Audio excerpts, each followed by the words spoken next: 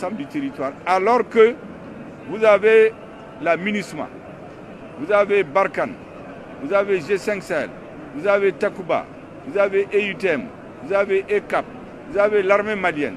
Malgré tout ça, la gangrène ne fait que gagner tout le corps malien. Et donc, il était important à un moment donné que les responsables s'assument et disent d'arrêter. Vous avez un malade qui s'appelle Mali, un médecin qui s'appelle Communauté internationale, qui prescrit des médicaments, qu'il donne au malade en lui promettant qu'il va guérir dans 2 semaines. 9 semaines après, la maladie est partie d'une partie du corps pour gagner tout le corps. Mais le malade est obligé de s'interroger. Soit le médecin est mauvais, soit le diagnostic est mauvais, soit les médicaments sont mauvais, soit la posologie est mauvaise. Donc il va chercher des solutions. Et c'est en ce sens que nous avons dit qu'en plus des forces que nous avons, nous allons ouvrir un cadre de coopération avec la Russie et d'autres pays. Nous ne parlons que de la Russie parce qu'eux, ils parlent de la Russie. Sinon, nous sommes en coopération avec beaucoup de pays pour trouver des solutions. Et les solutions sont palpables. Aujourd'hui, l'armée malienne est en train de terroriser les terroristes. Des bases sont détruites, des centaines sont neutralisées, des armes sont saisies, y compris des armes qu'ils ont saisies sur l'armée malienne depuis des années. Un exemple, Marabougou, dans le cercle de Guinée, vient d'être libéré. Il est demandé maintenant à l'action humanitaire de prendre le relais. Dans beaucoup de localités, vous le savez déjà. Pendant qu'on a ces résultats, au lieu de nous encourager, on passe par la CEDEAO par procuration pour poignarder le Mali, au motif qu'il faut faire des élections. Nous disons non, nous analysons. On a fait des élections pendant 20 ans en Afghanistan. Un jour, la communauté internationale a décidé de partir en abandonnant les Allemands, les Afghans à leur triste sort. Nous ne voulons pas de cela. Nous sommes dans des malentendus avec des pays européens aujourd'hui. Pourquoi? Nous avons en mémoire ce qui s'est passé en Libye. En Libye, ils ont une autorisation pour protéger la ville de Benghazi contre des bombardements. Ils ont outrepassé pour aller bombarder et assassiner le président. Et donc nous disons, aucune force étrangère ne viendra au Mali si nous nous entendons sur les règles de son engagement.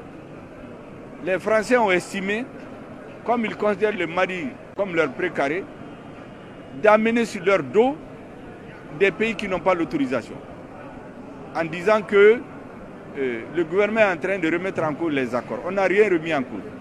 Le gouvernement a des accords avec la communauté internationale qui disent clairement que lorsque vous êtes invité, et l'invitation a été signée sous l'ancien président, au moment de vous déployer, il faut un accord avec le gouvernement malien. Ils ont refusé cet accord.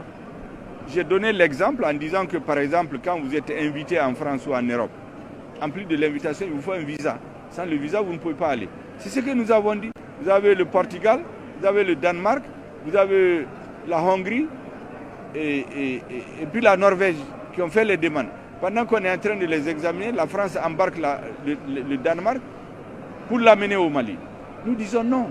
On ne peut pas amener des forces étrangères sur notre territoire sans notre accord. Parce qu'on ne sait pas ce qu'ils vont faire de ces forces-là. On ne sait pas, on a vu ce qui est arrivé en Libye. On a vu récemment quand ils ont poussé la CEDEAO à fermer les frontières de façon illégale. Ils ont pénétré nos territoires avec un avion militaire qui s'est caché. Quand on l'a découvert, il a éteint les transpondeurs. Quand il a su qu'il est en contact avec la radio, il a éteint la radio. Il est allé atterrir sur une partie de notre territoire, déposer on ne sait quoi et retourner. Nous avons vu des avions venir survoler et espionner nos bases militaires en utilisant les labels de la MINUSMA. Or que ce n'est pas la mission de la MINUSMA que de venir espionner.